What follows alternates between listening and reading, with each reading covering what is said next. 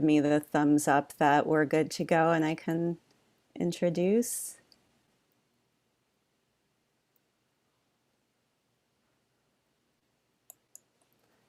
Okay, hi everyone, welcome. I'm Jennifer Scapitone and I'm a professor of English, creative writing, Romance languages, and gender studies at the University of Chicago. And I'm here to welcome you to the first of 4 bi-weekly winter colloquia devoted to exploratory translation, which my colleague Hans Saucy and I have carved out of the long, dark tunnel of winter in the Midwest as one means of celebrating this too often eclipsed art. This colloquium complements a team-taught seminar of the same name, which we've designed and led collaboratively several times, each time in a different way with different live interlocutors. So this series started out through the impetus of 2 absent-minded professors, something casual and independent, to complement our course with the intervention of translators that we find to be particularly adventurous and far-ranging in their approaches to the art. We went on to pair or triple our reader performers in ways that are somewhat counterintuitive, hoping to effect some discursive clashes that will lead to a dialogue we couldn't have imagined on our own. As such, we are not sure what is about to happen, but we embrace that spontaneity and invite you all into the experiment. I've sworn that we would not indulge the traditional formal University of Chicago style introductions for the speakers, but instead keep the introductions casual and brief so as to keep each event to an hour and a half, with an emphasis on time for questions and response. That said, I want to offer a few informal thoughts this evening about our frame. Han and I wanted to make lemonade out of the long 2020 by inviting a greater public into these dialogues than would normally be possible. With the help of Cecily Chen, we have taken pains to make this a Zoom room rather than a webinar for pointed reasons, because we want to create a vivid conversation in line with a well-entrenched tradition at the University of Chicago, not one mediated infinitely by software gatekeeping. Han and I are grateful to our speakers for being willing to show up over Zoom. We were able, with their help and the help of our co-sponsors, to pull it together in record time. I want to acknowledge those sponsors now.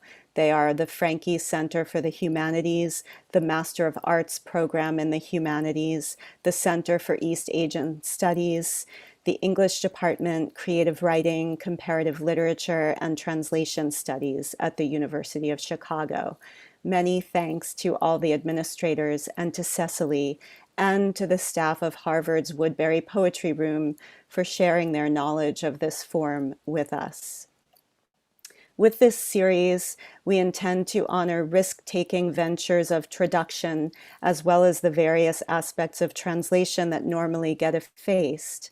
Not only the vigilant intersubjective labor of stanza for stanza or sentence for sentence transit across languages, but also the hours becoming decades of unglamorous study, the mostly invisible research and scholarship that subtends the apparently technical labor of translation, as well as aspects of the work that are taken for granted, yet are themselves creative acts of listening and transforming.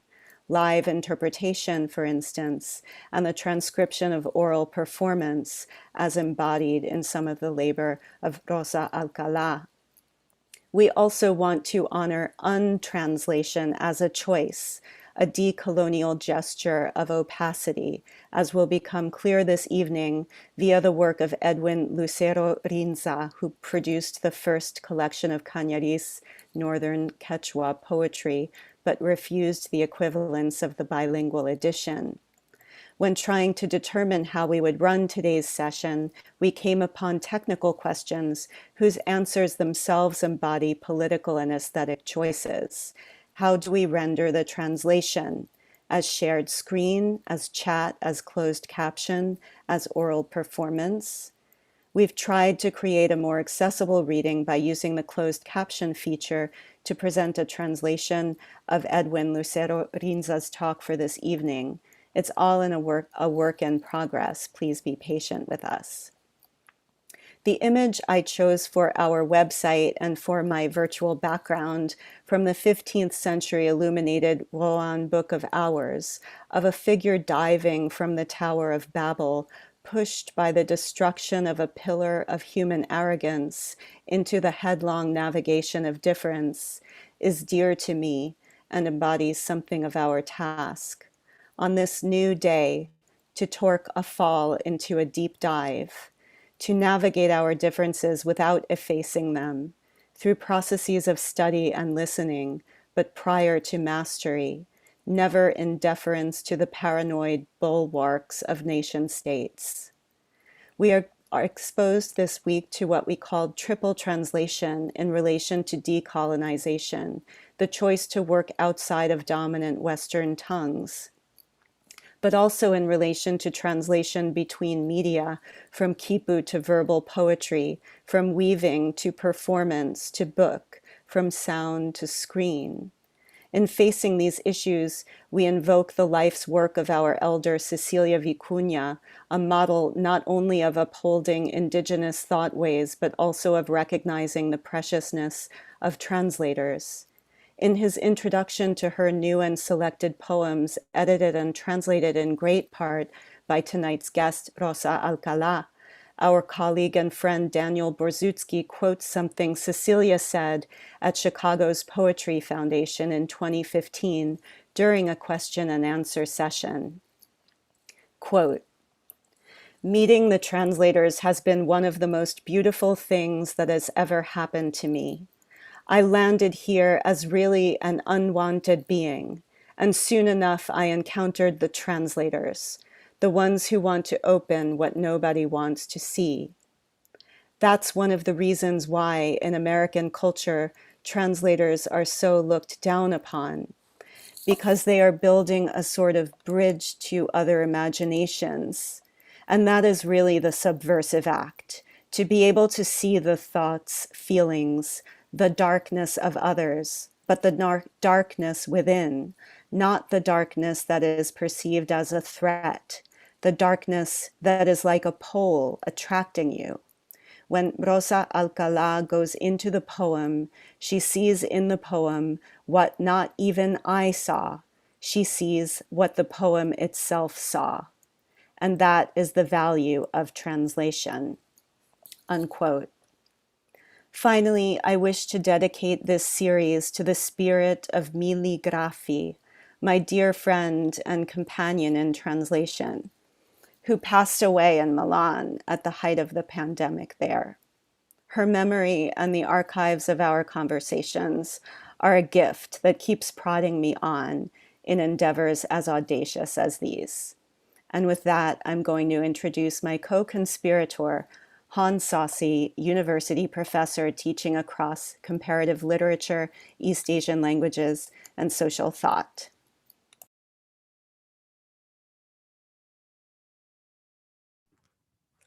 I'm unmuted. Thank you, Jennifer. I'd just like to say a few words about what we mean by exploratory translation. When you hear about exploratory translation, you might think of exploratory surgery, something that happens when you know something's wrong, but you don't know what it is. We're not conducting this series of conversations in a surgical way, but certainly in an exploratory one. Things often do go wrong with translation. That's how translation becomes noticeable when you say, wait a minute, that's not what it says. Or how did they do that? Why did they do that? Usually, in fact, discussions of translation begin from the assumption that accuracy sets the standard. And they're discussions about how to do it correctly and what's bad about not doing it correctly. Well, this is something we all do. I was doing it just this afternoon. It's constantly with us. We think of a bad translation as being like a bad portrait, something that's inaccurate, that gives a false impression. But translation is not necessarily or not exclusively a mimesis. It is always a mimesis with a difference. In this series, we want to explore the mimesis, the reproduction or imitation, and the difference. So I ask you tonight, and in all these events, to imagine translation as an act that has a before and an after. If translation were a resistanceless, distanceless mediation, it wouldn't make any difference that a translation occurs. But we know that that's not true. So we ask, what difference does the act of translating make? How can we capture the thickness, sometimes the opacity of a translation? I think translation deserves this attention. It is, after all, one of the major modes of creativity in all the languages of the world. I'd like to introduce now Edgar Garcia, who will be talking about further talks in the series and introducing tonight's speakers. Edgar, over to you. Thanks, Han. Thanks, Jen. Thank you all for being here. I'm introducing today the first of several events in the exploratory translation series. And today's event is Translation and Decolonization, featuring Rosa Alcalá, Walter Maradieg, and Edwin Lucero Rinza.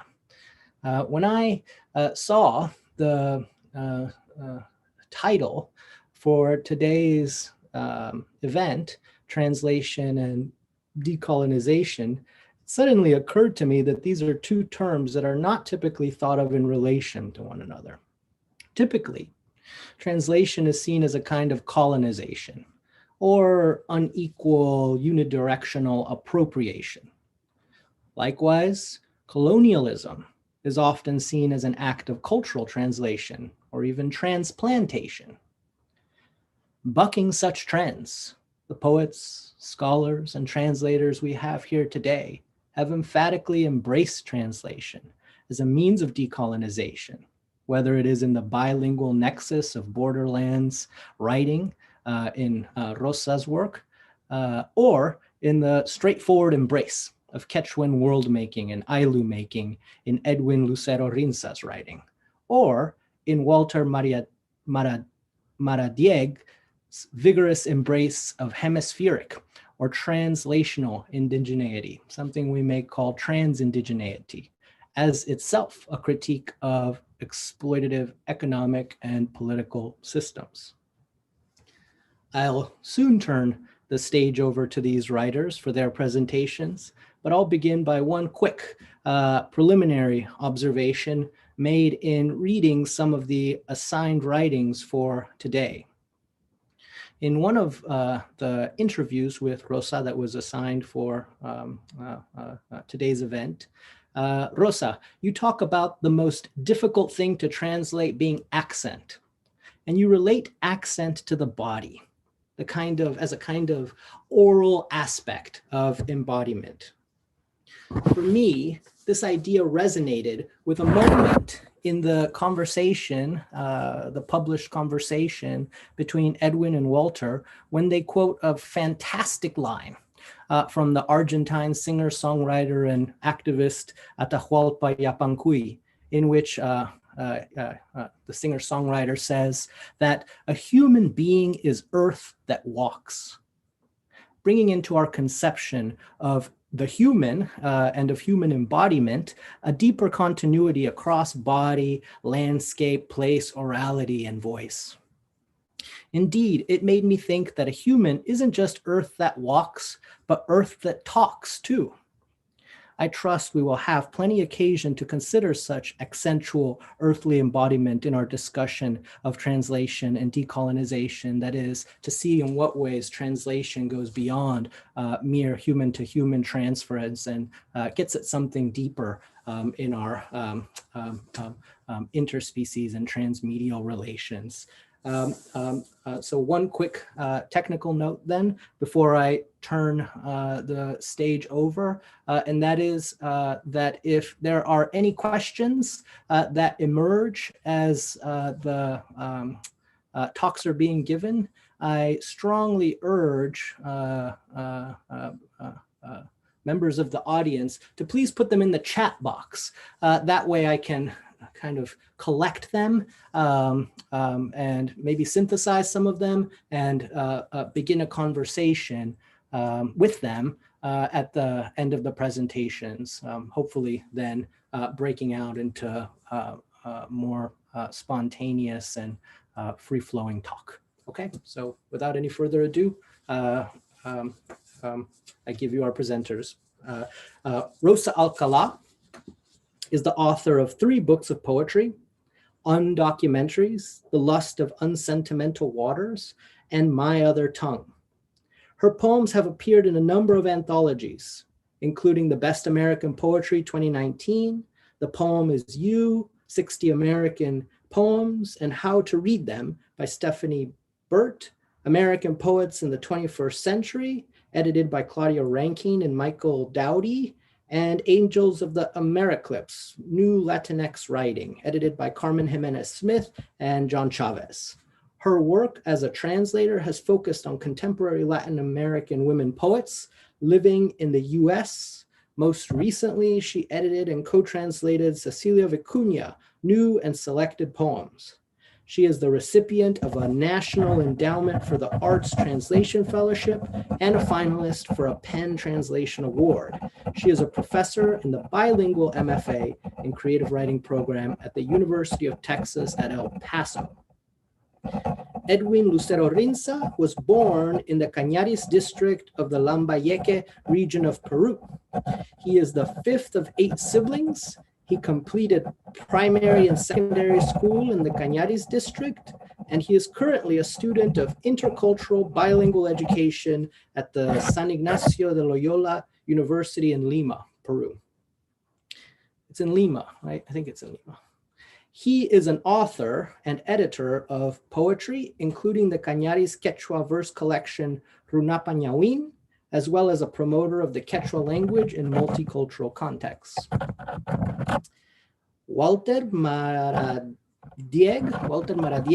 received his PhD in Spanish and Portuguese from Northwestern University and is currently a visiting assistant professor of Spanish at Carleton College.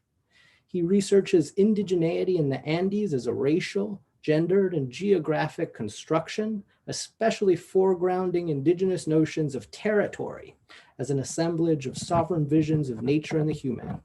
He is also interested in hemispheric indigeneities as a decolonial critique to modernity and capitalism. Thank you.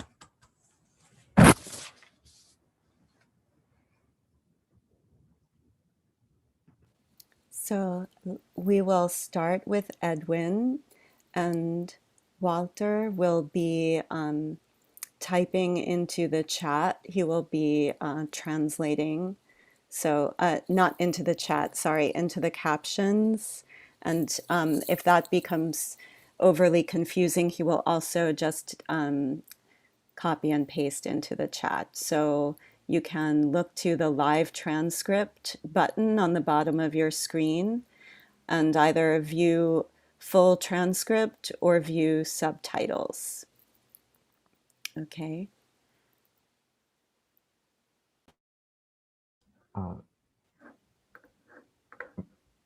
Maybe alguien puede avisar a Edwin para que pueda empezar. Edwin, puedes empezar.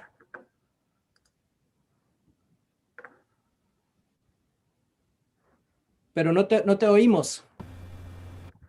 Tal. Ahí está. Sí, sí, ¿me escuchan? ¿Me escuchan? Sí, sí, sí. Perfecto. Bien.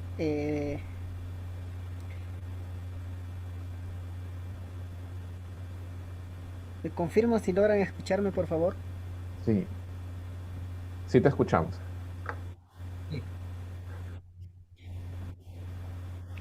Bien, voy a empezar saludando en mi lengua materna y luego voy a hacer su traducción al castellano para que me entiendan mejor. Tutpashun kinchik, tukuyayumasikuna, tutpashun kinchik, uyapambach chikunata, ayumasi Chicago manda chikunata, kutichini, kaiman hayamashampach, yarawita rexichpamashambach, Walter tapayjnini. Bien, buenas noches con todos, con los hermanos de Chicago. Y agradezco también por la invitación que me han hecho, agradezco también a Walter eh, por todo ello, ¿no? Quien me hizo una conexión con ustedes, que es la Universidad de Chicago, ¿no?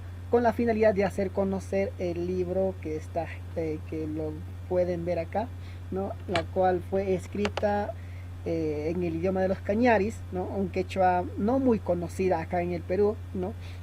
Eh, Existen tanto el quechua chanca y el quechua collao, pero el quechua cañaris, o sea, el quechua que hablo yo, no es muy común o no es muy conocido. Por todo ello agradezco, ¿no? Por la invitación eh, y también por lo que me han considerado. Muchas gracias.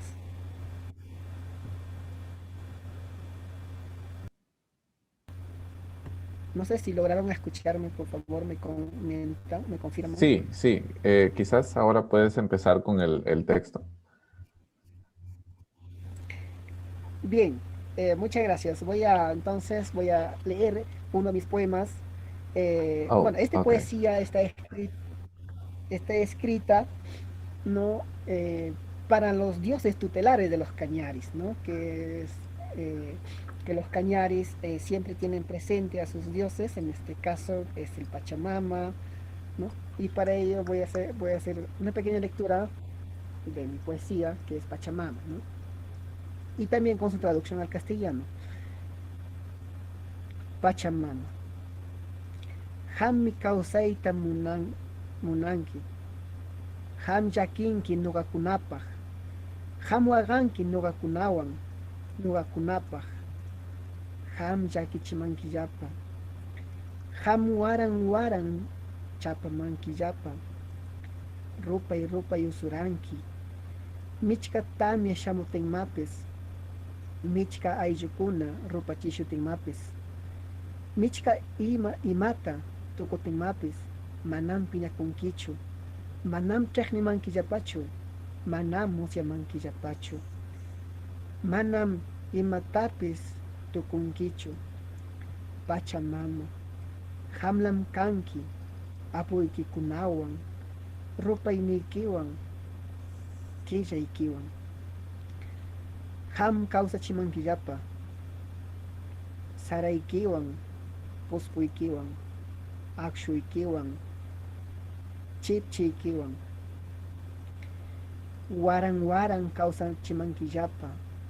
Waran waran asikuchimankillapa. Pachamama. Hammi kanki. Apukunanulla. Payji nishuni. Payji nishun wamraykikuna. ¿No? Ahora voy a hacer su traducción al castellano, ¿no? Para que puedan eh, entenderlo un poco.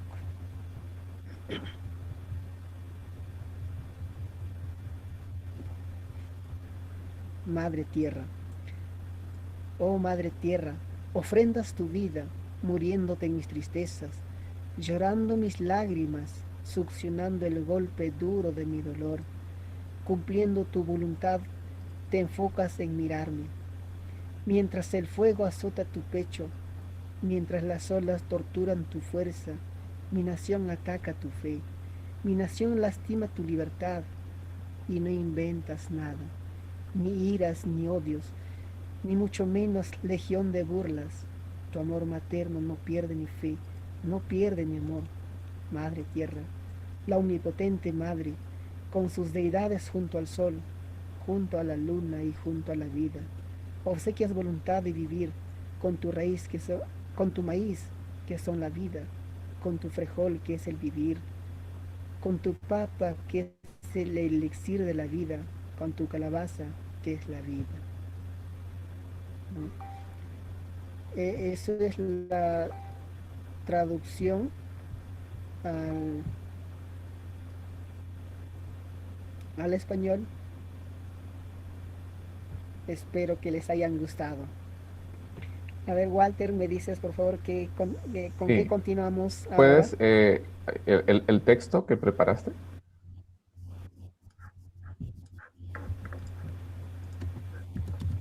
Perfecto, Empieza con entonces 2015. Sí. Bien, voy a contar un poco. Sí, sí. Entonces voy a contar un poco de mi experiencia. Cómo es que nació esto, ¿no? Walter, me indica, tú los vas a traducir, ¿cierto? Al español, perdón, al inglés. Sí, sí, tú lee nomás tu texto en español, tranquilo. Ya a ver.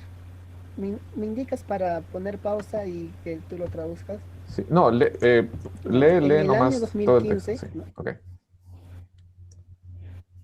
Ya, perfecto. En el año 2015 gané una beca para seguir mis estudios universitarios y en mi condición de becario salí de Cañaris para estudiar en Lima, capital del Perú. Una vez estando en la universidad me presenté frente a mis compañeros de estudio, indiqué que mi lengua materna era el quechua cañaris, ¿no? Dicho quechua era muy distinto al quechua que dominaban ellos, o sea, mis compañeros, el que era quechua chanca y quechua collao. Desde ese entonces, en cada evento que se hacían en la universidad y fuera de la misma, mi presencia era indispensable para participar. Después de ello, viajé a Huancayo con algunos compañeros a un foro. Ahí me pidieron para poder cantar en quechua de mi variedad, pero yo les dije que no sabía las letras, por lo tanto no podía hacer. Entonces les dije, puedo participar con poesía en quechua, ya que ya venía escribiendo en castellano, pero tenía que traducir para representar a la universidad en dicho evento. Después de mi participación con poesía, muchos estudiantes de diversas universidades se acercaron a mí, ya que el quechua que yo hablaba les sorprendió. Unos y otros me dijeron, yo hablo quechua chanca y yo quechua collao. Unos que otros dijeron, no entendí tu quechua, pero sí me gustó por el ritmo que le ponías. Desde ese entonces tenía que repensar en mi cultura, en el idioma que manejaba, ya que este no era muy conocida como las otras variedades del quechua. Cuando pensé en publicar mi libro, tenía que pensar en la economía, ya que este no era nada fácil para mí por la misma condición en la que me encontraba. Me pagaban de la beca, pero con todo eso tenía que cubrir los gastos del cuarto, comida, pasaje y algunos materiales de estudio que la universidad nos solicitaba. Mientras iba reestructurando mis ideas, también ya participaba en recital de poesía. Incluso en una universidad ocupé cuarto lugar del concurso de poesía, a pesar que mi quechua era totalmente desconocida, pero por la traducción que hice se logró entender, a pesar de que me resistía a la traducción, ¿no?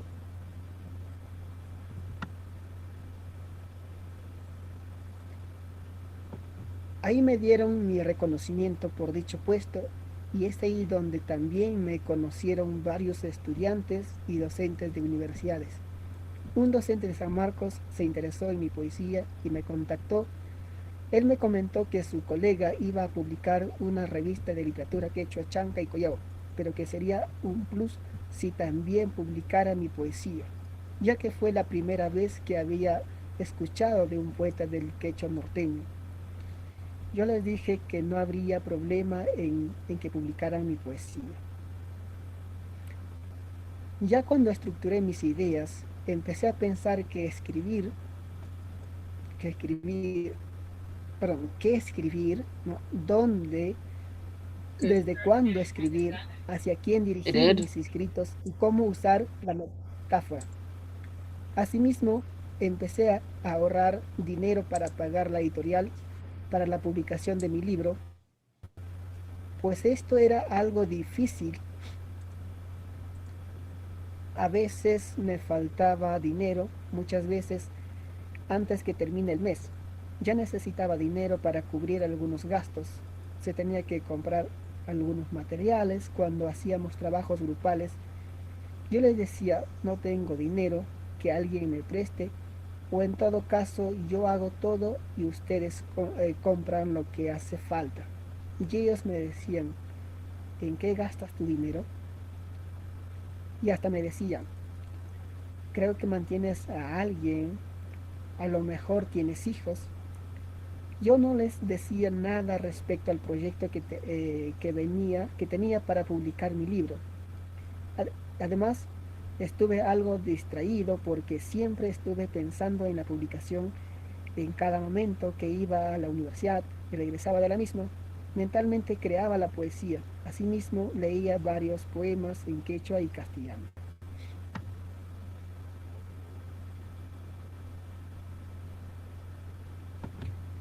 Cada que llegaba de la universidad, me sentaba a escribir y era mi rutina.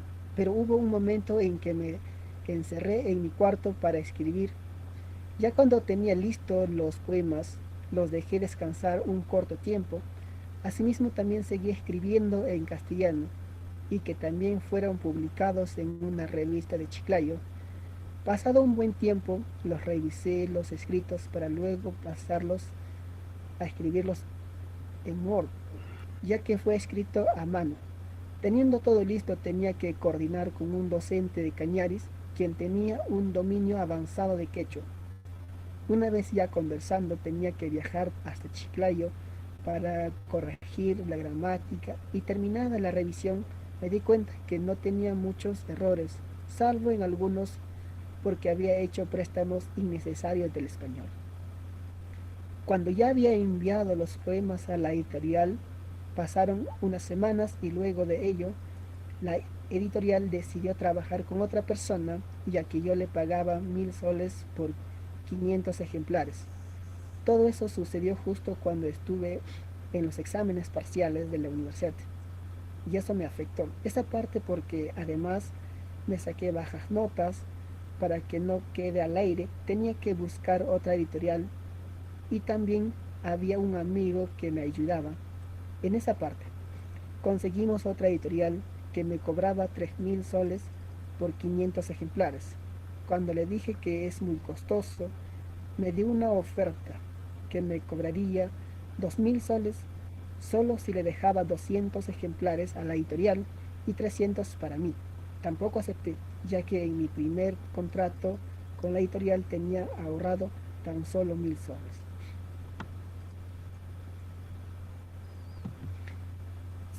Seguía buscando editorial y encontré uno que me cobraba 2.000 soles por los 500 ejemplares. No me quedaba de otra que aceptar ello, pero después me di cuenta que me faltaba porque tenía tan solo 1.000. Entonces decidí hablar con mi padre para que me ayude con los otros 1.000.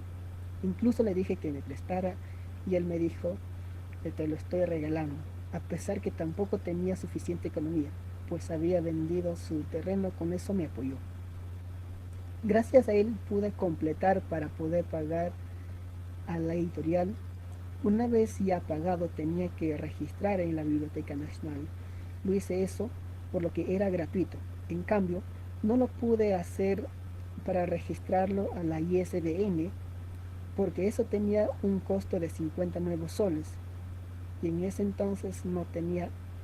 Hablé con algunos amigos para que me preste y poder pagarlos.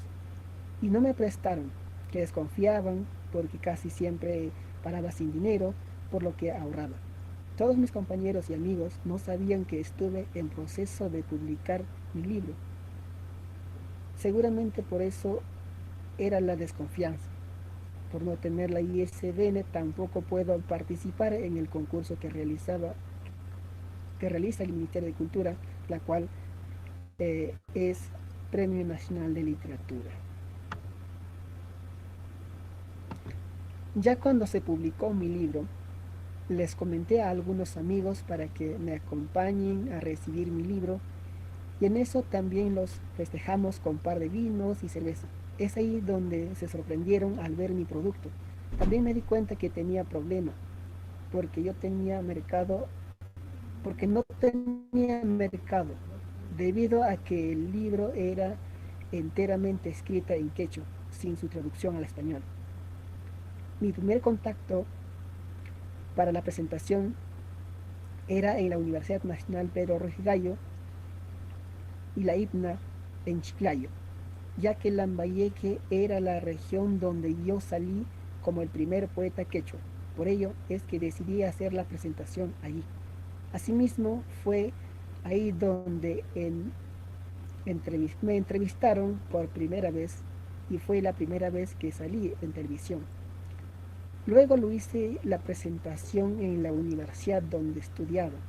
Ahí también me entrevistaron la prensa de la universidad. Luego de ello fui, a, fui entrevistado en TV Perú, la televisión nacional. Al ver todo eso, mis compañeros se sentían orgullosos de mí. Decían, nunca pensé que un compañero mío saldría en las televisiones, y otros me decían, wow, eres famoso, qué bueno por ti. Y otros me decían, estoy seguro que te pagarán porque casi siempre sales en las televisiones, etcétera. Después de todo eso, incluso empecé a dictar taller privado de quechua, incluso fui a Cusco para hacer la presentación de mi libro. Es ahí que un docente me confundió con Cañar de Ecuador. Una vez también, cuando estuve haciendo recital de poesía en el centro de Lima, me dijeron, ¿tú eres de Lambayeque? Pero sí, sí, este es Costa, y es poco probable que hablen quechua. Yo tenía que aclarar que en Lambayeque hay dos zonas altoandinas donde hablan quechua y que yo soy de uno de ellos, específicamente Cañaris. Bien, eso es todo respecto a cómo empecé a escribir mi poesía y los momentos que pasé eh, como autor en un inicio, ¿no? de publicar el libro. Gracias.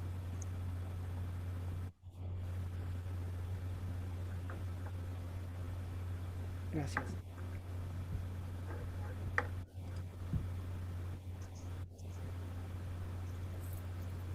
Thank you, Edwin. And now we're going to hear from Walter, who took on the significant task of translating this work that had no fast translation. Yes, and I'm sorry about any mistake. Hello everyone. Thank you for being here. I appreciate the invitation, and just to have a moment to talk about Edwin's work and my experience working with Edwin and with Edwin's words and with Edwin's poetry. When I first heard of Edwin Lucero Rinza's work, I was finishing my doctoral research on the relationship between indigeneity and territoriality in the Andes. One of the central topics of my work inspected how national narratives established that indigenous peoples and spaces belonged only to a section of the Peruvian territory called Sierra, while regions like the coast were considered as mestiza or white. At the same time, I was interested in the historical indigenous narratives developed by Muchic and Cañaris peoples in the northern Peruvian coast that during the turn from the 19th to the 20th century contested national ideologies of race and space. So my research was not directly related to contemporary debates on indigeneity and narratives of space and power. However, I was also interested in how contemporary indigenous peoples and peasant communities conceived their own and sovereign poetics of space in songs, poetry, and the landscape. I read about the presentation of Runapa Ñawin in Chiclayo, one of the main cities on the Peruvian coast, and I was surprised to see that this was a poetry book completely written in Cañaris Quechua, with no Spanish translation offered to the reader. Quechua, a family of languages, accounts for at least 8 dialects and 20 varieties actively spoken in at least 6 South American countries. While official data numbers the speakers in about 8 million, Quechua activists give a number of 30 million speakers around the world. Most of the speakers in Peru and Bolivia utilize the Collao and the Chanca dialects in cities like Cusco, Ayacucho, Puno, La Paz, Apurímac, and Lima. However, Quechua cultures and knowledges are far from having a strong presence in the national cultures of Andean countries. Just to mention a couple of examples, only 5 years ago, the Peruvian Ministry of Culture created the National Award for Literature produced in indigenous languages, and universities usually do not recognize Quechua as a second language that would fulfill degree requirements, or Aymara, or Awajún, or Nomatsigenga, or Shipibo Conibo, to mention other indigenous languages. Finally, almost every literary work published in an indigenous language in the Andean countries includes Spanish translations, an obligation that has just recently begun to change. This is why, among other reasons, that I was surprised to hear about Runapañawin, a book exclusively written in Cañaris Quechua, a dialect spoken by only 23,000 people in Peru and 100,000 people in Ecuador. The Cañaris people have only recently received governmental attention through intercultural policies regarding education, health services, and public infrastructure. As Edwin already mentioned, the normalization of an alphabet for Cañaris Quechua is very recent, which means that during almost 200 years, Cañaris kids have received educational materials only in Spanish, or in the best case, in a Quechua dialect that they do not speak. Although Edwin's literary written work had no precedent in his mother tongue, he received inspiration from works and debates that took place during the 20th century. I would like to mention one of these debates related to the Huarochiri manuscript.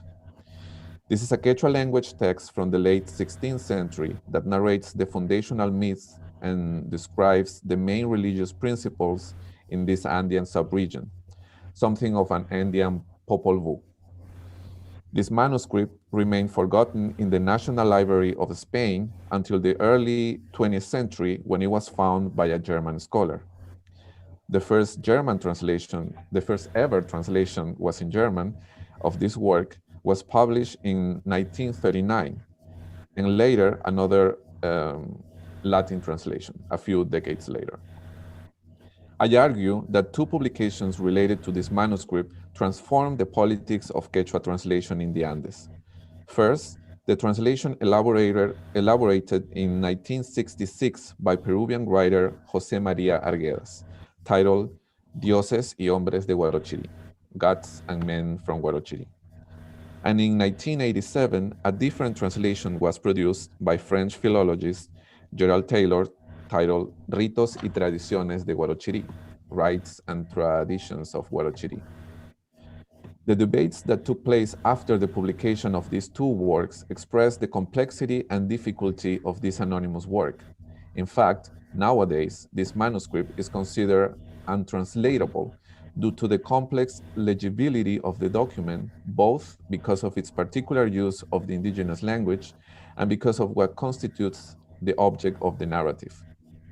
At the same time, the translatability and the intelligibility of this document for the contemporary translators is conditioned by the epistemological and political frame that informs their expectations. This problem is exemplified by Arguedas's and Taylor's works. Arguedas's translation is now regarded as literary or poetic, adjectives that tend to imply both positive and negative implications. Historians have considered this translation as lacking rigorosity and accuracy, while at the same time accepting that this translation expresses, I quote, the sensibility of the Andean soul in its charm and freshness, end of quote. This contradiction takes form after Arguedas's, a native Quechua speaker, insistence on trying to incorporate the syntactic characteristics of this language as stylistic norms of oral tradition. In contrast, Taylor's translation includes a paleographic transcription, a phonological reconstitution, a glossary, and notes where he discusses the lexical, dialectal, and geographic problems related to the Huarochiri region.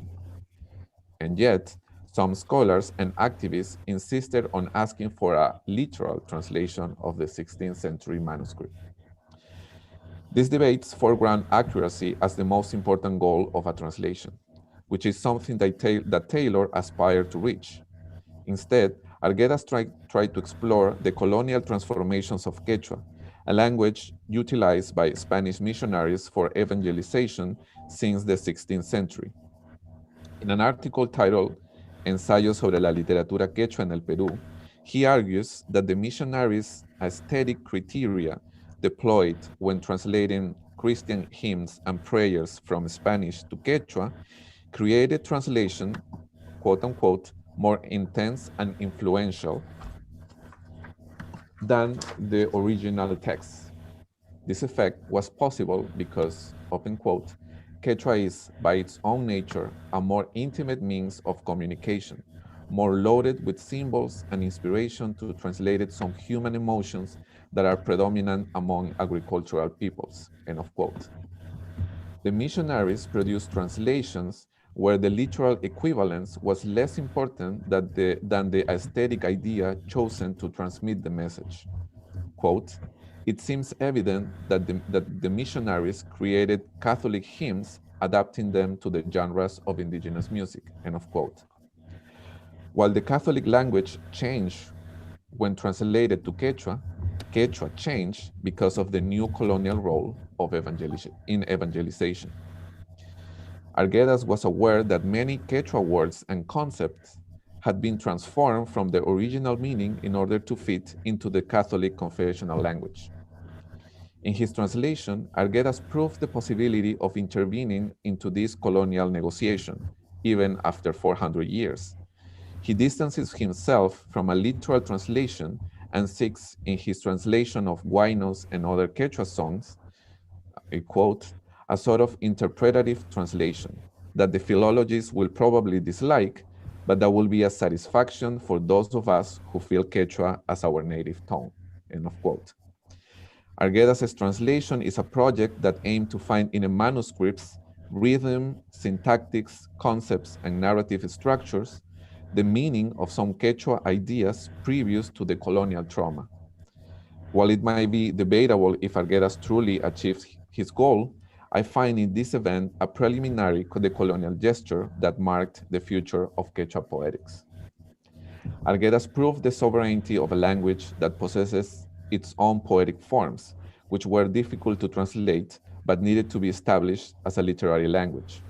Arguedas' translation practices are political as he elaborates diverse models to transit among cultures, to interrogate the mere concept of culture, and builds a project of vindication and reterritorialization, debates that are usually erased from dictionaries and grammar books.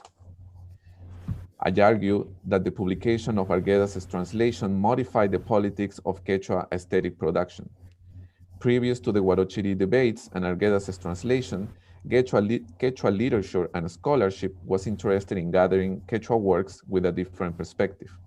Indigenista authors and foreign scholars published compilation of dramatic works, poetry, and pastoral texts under the general term of Peruvian myths, legends, and short stories, with an emphasis on the study of the so-called indigenous folklore. But it was since the 1970s, as I argue, after the publication of Arguedas' translation, that Andeanese scholarship focused on Quechua texts as sociocultural objects that explain the effects of Spanish and national colonialism in the Quechua language and its speakers. At the same time, this decade witnessed a new wave in Quechua literary production, as proved by multiple compilations of Quechua songs, poems, and narratives, no longer regarded as exotic culture, but as the source of a sovereign poetics that often refuses translation. These ideas of language sovereignty, intelligibility, and the impossibility of a translation relate to Edwin's linguistic and editorial decisions. He replicates the decolonial gestures envisioned by Arguedas, by the anonymous author of the Huarochiri manuscript, and other Quechua intellectuals from the last 500 years. Furthermore, Runapa Ñawin establishes additional challenges to the national narratives of mestizaje and indigeneity, as it demonstrates the existence of a poetics that both connects to larger Quechua cosmologies and foregrounds Cañaris words. The refusal of a translation, whether originally planned or a product of the precariousness that young Quechua creators usually face, argues for the recognition of a linguistic sovereignty and questions the national intercultural politics usually founded in anthropological exoticization or neoliberal commodification. The poems in this book remind us that indigeneity in the Andes cannot be reduced to one space, one language, one identity, or even to one pre-Columbian legacy, as the Cañaris ethnic group was also impacted by Inca imperialism. The Cañaris people affirm its singularity while at the same time joining broader Quechua agendas for decolonization and autonomy. Thank you.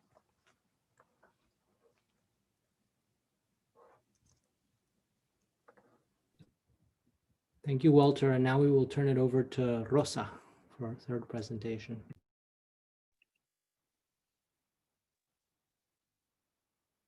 Hello.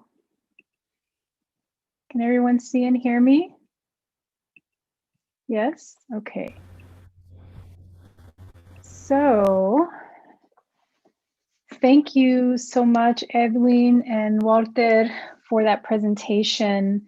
I'm going to talk a little bit about these 3 poem riddles that I translated for the new and selected poems of Cecilia Vicuña. And before I do that, I want to thank Jen Scapitone and Cecily Chen for putting this together, Edgar, University of Chicago, obviously, my fellow presenters, my fellow translators. I see there are many translators in the audience. Many of them are friends. So with that, I will start. So I'm going to share with you my screen.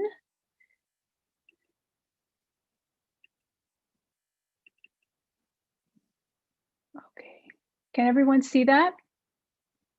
Yes? All right. Great. Okay. So this talk, and there'll be slides, and I'll be reading from something at the same time, is called Sweetly Deranged, Translating Cecilia Vicuña's Adivinanzas. With their puns and paradoxes and wordplay rooted in a particular language and cultural context, and with the inextricable nature of their form and content, riddles present some of the most difficult issues translators face. This was certainly the case for me when I decided to translate Cecilia Vicuña's Adivinanzas, a series of riddle poems that began in Chile in 1966, when words appeared to an 18-year-old Vicuña as she wrote in her bedroom. In her 1984 book, Palabra Armas, Vicuña writes, quote, "The words' bodies opened, allowing me entry, and I sensed their interior as they mine.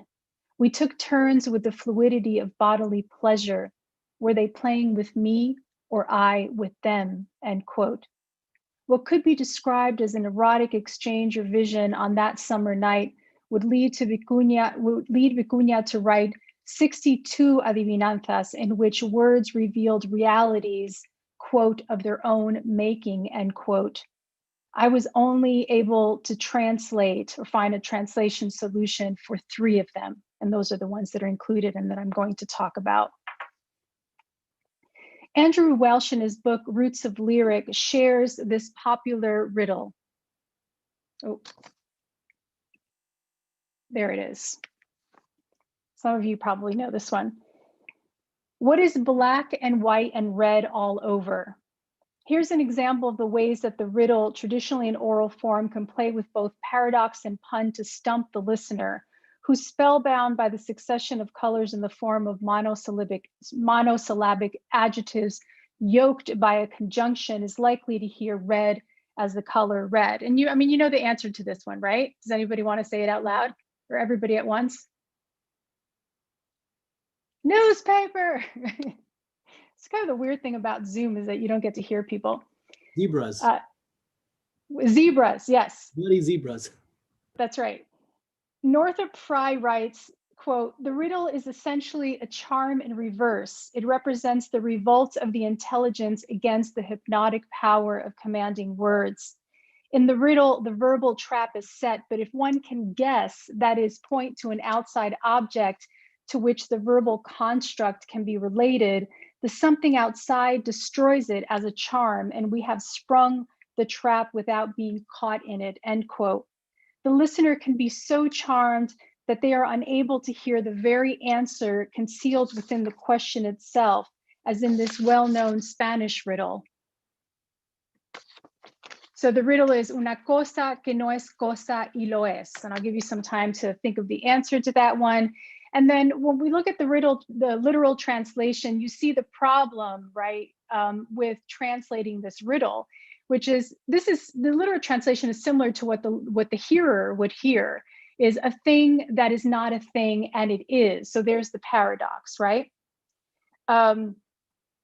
So here we are stumped by this paradox, a thing that is not a thing, and perhaps are unable to hear the pun on coser, to sew, the imperative cosa. But if we are able to pick up on the pun, it might alert us to hear as well the answer to the riddle within the riddle. So can anyone guess this one? Some of you who know Spanish might know it's as popular as the English one. Anyone before I go on to the next slide? Hilo, you see? Hilo es, there it is, right before your eyes. By comparison, so now we've seen an English one and a Spanish one. By comparison, let's look at one of Vicuña's adivinanzas. You know, interestingly, Sor Juana has a series of these that are called enigmas that were found in the 1960s in a convent in Portugal. So here we have, this is one of Vicuña adivinanza. ¿Qué nace cuando la mitad del lago va al baño? And I've decided to just put the answer there for you. Un lápiz, right? So you could see already that there's, right, how would you get to that answer? So literal translation, what is born when half of the lake goes to the bathroom? A pencil, of course, right? So how to translate this? Now, I didn't translate this one, so if anybody wants to take a stab at it at some point in your free time, you can do that. But I'm just going to talk this. I wanted to show you an example of this and then talk a little bit about what differentiates Vicuña's adivinanzas from the traditional riddle. By concealing part of the answer in the question, as in the hilo riddle, and by using both pun and paradox, Vicuña's adivinanzas, as we can see from this example, undoubtedly follow in the riddle tradition, but with a difference. It is as if the words themselves were rewriting imposed histories, origins, and functions, and instead insisting on identities that are, to borrow from Edouard Glissant, in relation, that unfold in fragments and inference from and for the imagination, as Vicuña posits. So that's a quote from Vicuña, from Palabra Armas. One can also say that the adivinanzas are what Walter Mignolo refers to as a kind of languaging, in that they, quote, move us away from the idea that language is a fact, end quote, and toward the belief that language lives and is renewed in exchange with its speakers and with itself. And really, does the answer unspring the trap the riddle set, or does it initiate additional questions when we consider the relationship between the question and the answer, as do Stein's descriptions of common objects and tender buttons? Now, this is all well and good, but how to transmit or translate into English all that is at play in the originals? Rosemary Waldrop, in her essay, Silence, the Devil, and Jabez, argues that her translation of Hermann Jabez's The Book of Questions, in particular instances of paronomasia or wordplay, as well as its question and answer form, had to be driven by the understanding that Jabez, quote, posits language, more precisely the French language, as the basis of our thinking, end quote. But she argues her translation also had to be informed by the work's motivational background.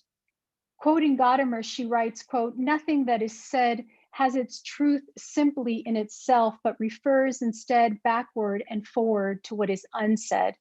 Every assertion is motivated, that is, one can sensibly ask of everything that is said, why do you say that? End quote. The translation of Jabez's wordplay, therefore, had to be guided, according to Waldrop, by the consideration that the Book of Questions is written in the shadow of the Holocaust and that its form echoes, she writes, Orthodox rabbinical commentary. Following Waldrop's lead, then, my task in translating Vicuña's riddles was to consider how, as she says of Jabez's poetry, the, quote, physical characteristics of words lead to new thoughts, revealing the dynamic relationship between language and thinking, end quote, as well as the motivational background or context surrounding them.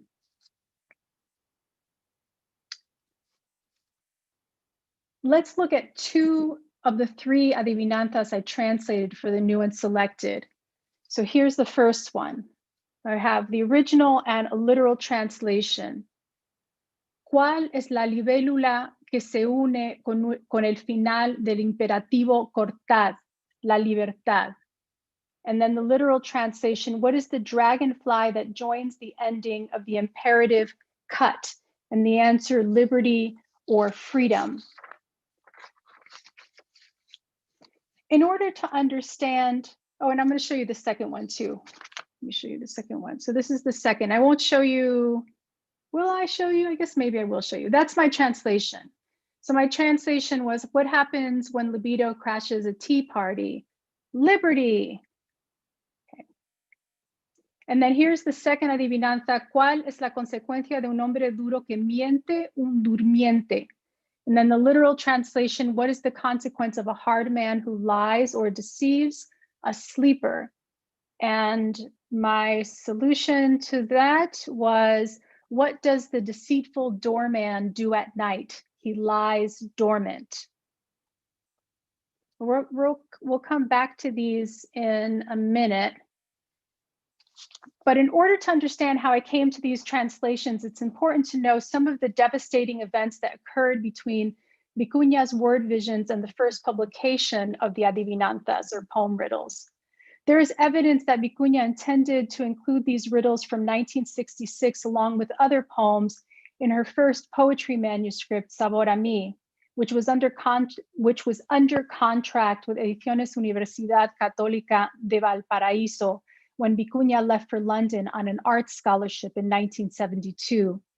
While in London, Vicuña noted that the book's publication was perpetually delayed, but she continued making art and writing poetry, and in 1973 put together an artist book for the British Beau Geste Press that would include her visual art, journal entries, and some self-translated versions of poems from Sabor a Mí.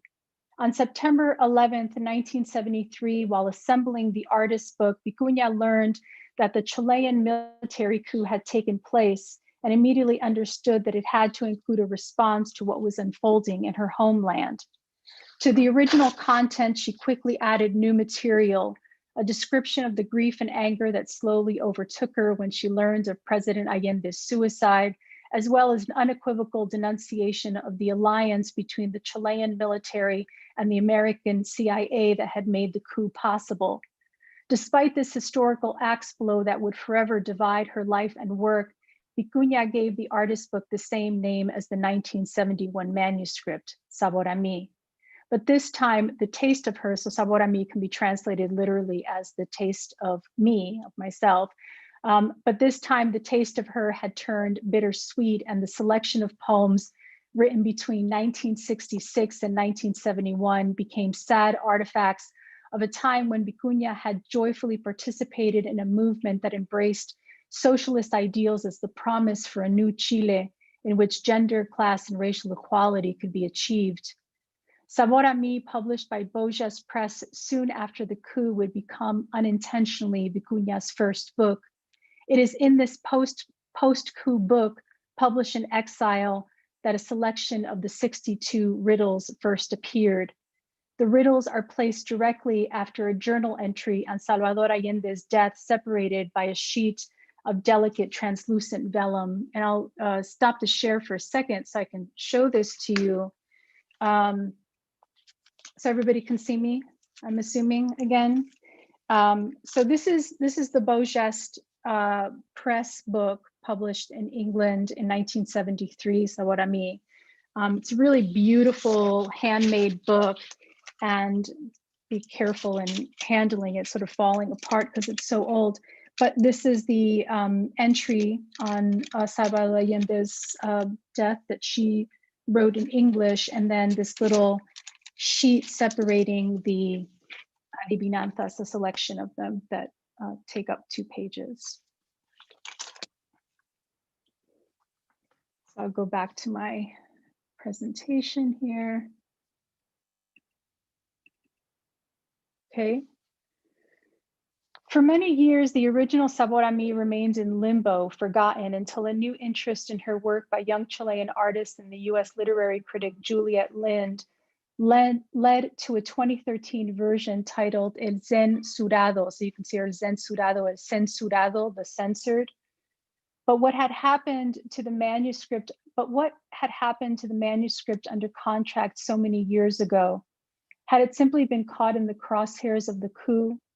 In her introduction to El Censurado, Lynn provides some evidence gathered from interviews, which helps to explain the fate of the 1971 Sabor a Mi. One possibility is that even before the coup, the rector of Universidad Católica Valparaíso, scandalized by the manuscript's erotic, anti-ecclesiastical, and pro-socialist content, intervened and prevented its publication. Another is that the military post-coup swept and disappeared the manuscript along with other books from the publisher's office. For me then, it was impossible to read some of these riddles in light of the coup without thinking of them as oracles of future political strife, still unimaginable in 1966, given that one translation of adivinar is to divinate. As such, I was guided by the pleasure and playfulness of the 18-year-old Vicuña's encounter in her bedroom, and also the Vicuña in exile, whose idealism and belief in change was being tested. And I should note, I mean, some of you know my transcriptions of Vicuña's performances and how her performances are based in improvisation. But also our translations from the very beginning have always been very collaborative, and there's been a lot of give and take. And so I also take my cues with this kind of ethos that she promotes in her work and in our work together of allowing for, you know, things to evolve and move and be playful, and not to stick so much to the script. So I was also guided by that. So we're going to return to the first riddle again, right? ¿Cuál es la libélula que se une con el final del imperativo cortar, libertad, or la libertad? I think I left out the la. What happens when libido crashes a tea party? So to my ears, libélula is such a sensual word. I mean, especially because it's estrújula, right? It's an example of estrújula. Has that accent on the E, libélula. It's a very sort of, has a powerful sound, but it's also very sensual to me, and it contains, at least to my ears, belleza and luz, beauty and light. And when I set out to find a way to approximate the wordplay, I heard in it also the English word libido. But how would libido lead to liberty? Thinking of the erotic poems Vicuña wrote during the same period as an overall questioning of the Chilean political establishment, I imagine desire as a powerful disruptor of official functions, such as a tea party, that served to maintain and reinforce conservative ideals, a class system, a way to rein in and codify a woman's freedom. And I thought too that anyone reading the translation now, the political party also would resonate, right? The Tea Party would resonate with those reading it. And it would remind them or connect to this other sort of political context. I also thought of Vicuña's account of how she and an informal group of young artists who called themselves Tribunal crashed the 1969 International Congress of Writers in Santiago, Chile, distributing flyers with messages like this one, cribbed from Artaud, that reads, "Viva la poesía, muera el encuentro de funcionarios que van a cócteles con ministros." And it translates as, "Long live poetry, down with conferences where functionaries have cocktails with government ministers."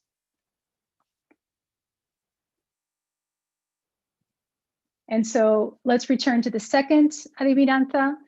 The hard man who lies becomes the doorman in my translation. I tried to capture the web of lies, the various gatekeepers, the levels of action and inaction, of hope and cynicism surrounding the military coup.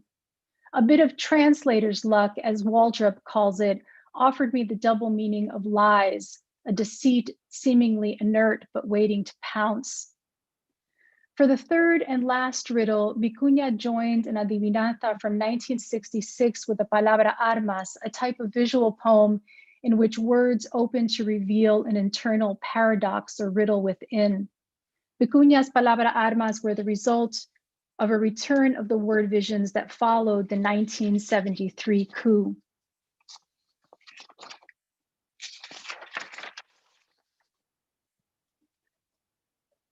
So here is the original adivinanza combined with palabra armas.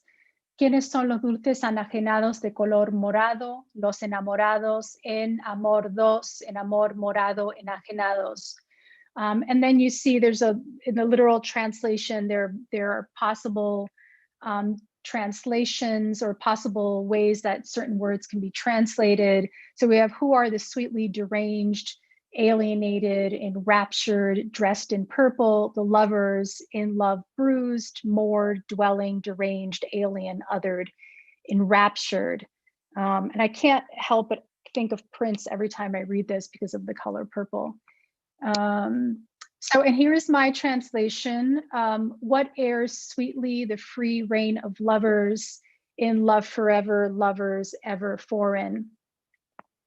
I came to this translation by considering the paradoxes of love made verbally present in the original, in particular, the tensions enacted by the words enajenados, which can mean deranged, alien, other, and the word morado, which can mean purple or bruised, but is also related to the verb morar, meaning to dwell. The solution for me, as with the other adivinanzas, was not fidelity to meaning. Instead, I wanted to parallel the form in terms of its wordplay and anagrammatic qualities by allowing English words to help me divine complementary paradoxes and puns. As such, we arrive in the reign of lovers, which is purposely misspelled. Actually, this kept me up at night. You know, my fellow translators know these things that keep us up at night. We make a decision and we're not sure if it's the right one. But this misspelling, I was like, well, are people just going to think that I don't know, like, you know, how this is spelled, or that I've misspelled it, and that they're not getting the play on air, like to what airs sweetly the free wind of lovers. But in any case, I decided that it was the right decision. As such, we arrive in the reign of lovers, where there is freedom to love and be loved sweetly, eternally, to do as one pleases within love's terrain, and paradoxically, to err, stray, become estranged, rule over the other and be ruled. I also wanted to point to the oral origins of the riddle by playing with the homonyms reign and reign. So with the G and without the G. Like all translators, regrets, I've had a few, and still I worry that with this solution, I've lost, one can say, even concealed, the bruise suggested by the word morado, evidence that violence can dwell, often hidden, in the reign of lovers, that violence sometimes appears disguised as love. It is clear, I think, that every poem for the translator is a kind of riddle, that we ask of it as Gadamer instructs, why do you say that? That we are often stumped, bewitched even by the poem rooted as it is in its own language, and that in trying to unspring the trap through our translation of it, we are faced with yet another trap, that of the very limits of the source language. And even if we find an answer in the form of a translation, we understand that unlike the correct answer to a traditional riddle, every answer is only partially correct. Thank you.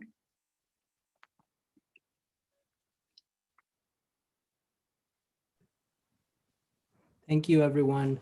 we have a very short amount of time for questions because I have been informed that there are a good number of us that want to depart at 7:30 to participate in inaugurational things, ceremonies, programming. So I thought I would try to configure my question, something of a syncretic question, into some of the questions that have come into the chat. And my basic question for all three presenters has to do with audience. And Rosa, your presentation really kind of prompted this idea for me, because I realized in hearing you present on riddles that it has a very it has a very kind of particular relation to its audience, in that it produces an outside into which the correct answer welcomes the listener too, right? You're on the outside of the meaning of the riddle until you get the riddle, and then you're on the inside of it, in a sense. And then you brought up divination, which also works that way, right? You're kind of on the outside of the meaning of a divinatory message until the crisis or the catastrophe happens, and then you realize, oh, that's what that meant, right? All along. And so I was thinking to ask you, what do you think Cecilia Vicuña is up to in making these divinations, riddles, which seem to be all outside, right? Or it's very hard to get inside of them, or at least it takes a lot of creative work to get at what she's trying to get at in these very abstruse riddle divinations. So that was one question that I had about audience. And then the other question that I had for Edwin and Walter also had to do with audience. And I was very fascinated by Edwin's not telling even his friends that he was writing a book of poetry. Edwin, me fascinó que ni le dijiste a tus amigos que estabas escribiendo un libro de poemas, y quería saber por qué. ¿Por qué no decirle a tus amigos que estabas escribiendo un libro de poemas? Y también en tu visión, ¿para quién era este libro? ¿Cuál era la audiencia? ¿Quién es la audiencia de este libro? That is, what is the audience for this book that is written in a very particular Quechua dialect, Cariñes Quechua. And I just would love to hear if you all could talk about audience a little bit. And then also, if you could maybe, Edwin, si nos puedes decir un poco de la infraestructura de publicación en Perú, cómo es que se publican los libros, es decir, solamente en el modelo en que publicaste tu libro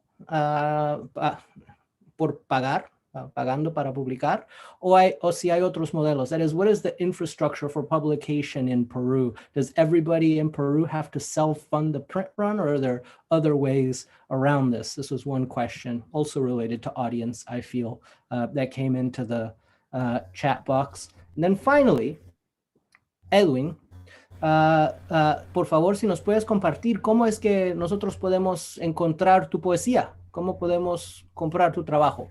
Si nos puedes dar pues, un sitio. O, claro. That is, can you tell us how we can buy your book? Claro, mira, la publicación de libros acá en Perú solo es el único modelo, ¿no? Tú pagas y te lo publican tu libro. Es el único modelo. El otro modelo es que cuando puede que te den oferta así como me dieron a mí, puede ser que le pagues una mitad, ¿no? También con la mitad que tú le vas a dar al libro, por decir, así como les decía, ¿no? Y yo les pago tantos soles, ¿no? Con la finalidad de darle la mitad de la publicación de mi libro, ¿no? O en todo caso pago yo solo y lo publican una tira que es 500 ejemplares, ¿no? solo de esa manera. Ahora, el otro es porque es que yo no les comentaba a mis compañeros de la universidad y a algunos amigos, ¿no? En principio cuando estuve publicando, ¿no? Es que yo quería hacer como una sorpresa a mis compañeros, amigos de la universidad, incluso a mis familiares, ¿no? Con la finalidad de que el quechua que yo manejo también fue algo descubierto cuando yo recién llegué a Lima. O sea, yo lo quería hacer eso, ¿no? Con la finalidad de lanzar como un boom, ¿no? O como una primicia que se podría decir, ¿no? Eso era la finalidad. Lanzar el libro y a su vez hacer que Cañaris y su cultura, o sea, el quechua que yo manejo también sea conocida, sea lanzada. Ahora, en cuanto a cómo es que lo pueden conseguir mi libro, bueno, de manera virtual no lo he publicado, solo lo tengo así en físico, que está en Lima.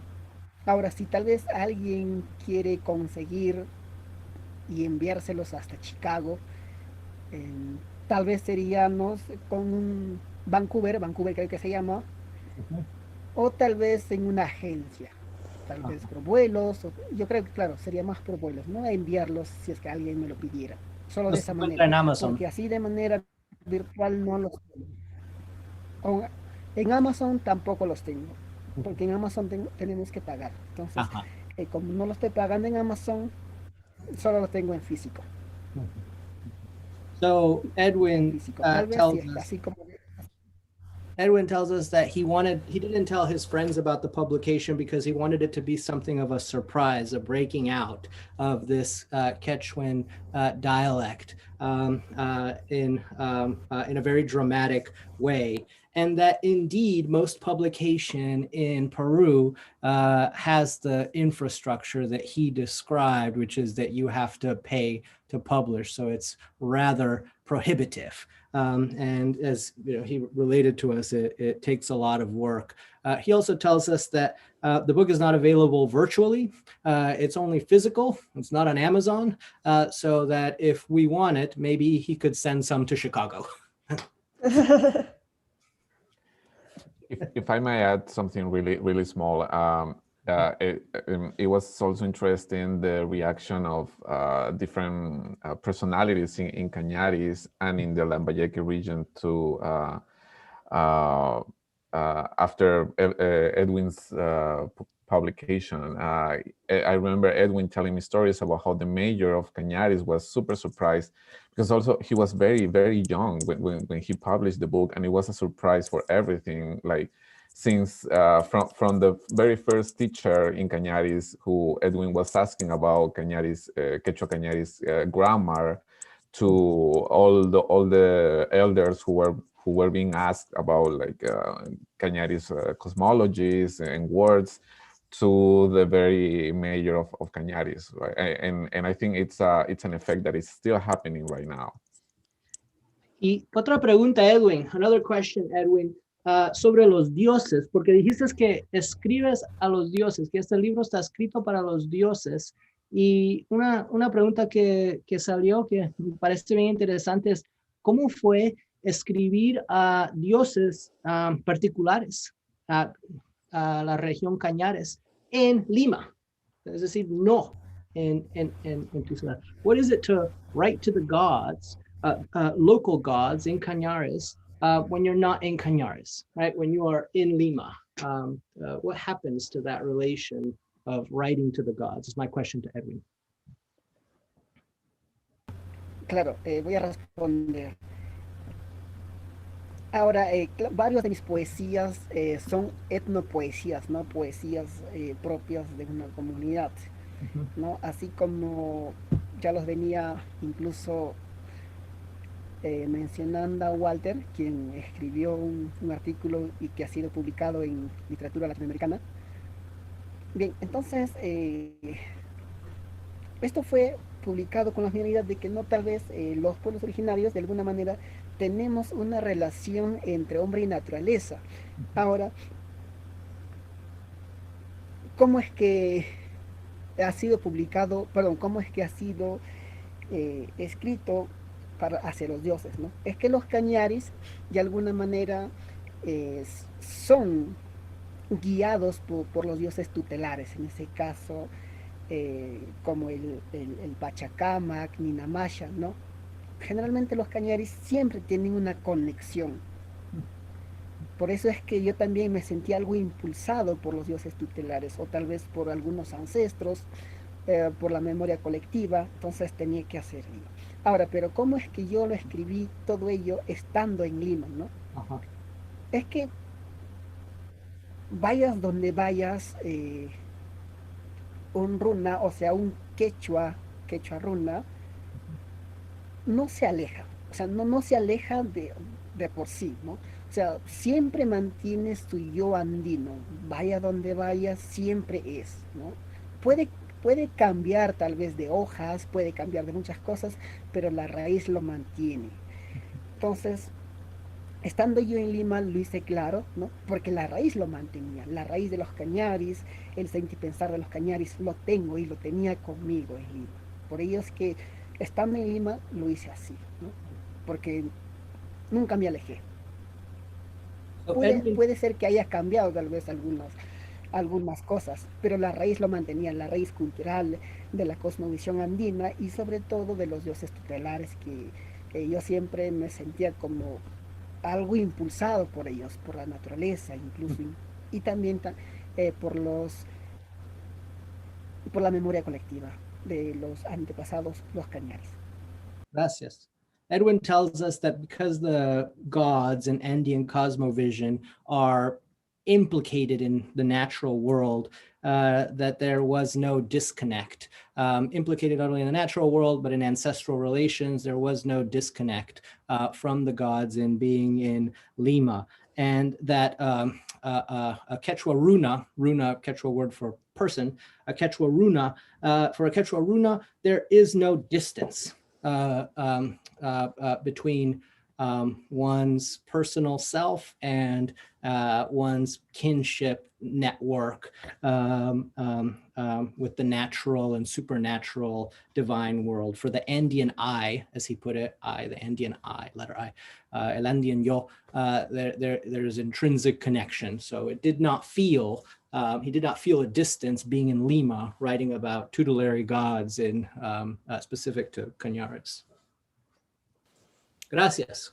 And I feel we should give Rosa the last word to just answer that question that Edgar posed, because I promised her that she'd be able to let her daughter watch the inaugural concerts in time. So, Rosa. Thank you. This was just really wonderful. Thank you for letting me be a part of this. I don't really remember the question.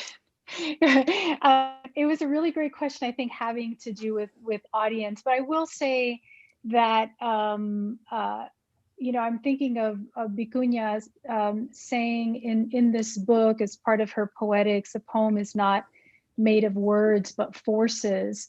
And so ultimately, you know, with this example of the riddles, we really have to take that to heart. Like, what is really the thing that matters here? I mean, are you know, yes, words matter. You know, we wouldn't have the riddle, we wouldn't have the poem without these words, but ultimately poetry is much more than that. And so what are we trying to transmit? What is the force or the engine? Sometimes I tell my students, like, what is the engine of this poem? What makes it run? And there's something beyond that that we're trying to capture. And also in terms of audience, I think that, you know, Vicuña would say that even the writer is an audience. They're kind of listening to something happen through that language that is beyond the language itself. And it makes me think of Spicer too, right? Like listening to an outside, you know, being that transistor radio, or, you know, or listening to Martians, as he said sometimes, right? Which you can take as a metaphor or not. But I think that, you know, as translators, we understand, you know, what it means to transmit. And we're not, sometimes we have to allow that transmission to, produce something that is maybe beyond our control, and kind of open ourselves for resonances between languages that that may go beyond that literal meaning. So I'll stop there, because I think now at this point I'm just babbling. So, but thank you so much. Speaking of babble behind you. I don't think it's babbling at all. And it really goes back to what Cecilia Vicuña said about Rosa's work as a translator that I was referring to, that she said in a Q&A that Daniel Borzutsky wrote down, which is that when Rosa goes into the poem as translator, she sees what the poem itself saw that I couldn't see. So I think that's a really beautiful way of referring to the value of translation as its own kind of inspiration, and not as some heavily mediated other thing that's lesser than the inspiration of the poet, but is an equally inspired act. And with that, I just want to thank our speakers for inspiring us to continue on in this vein, and welcome you all to the next event, which will feature Antena Aire. JD,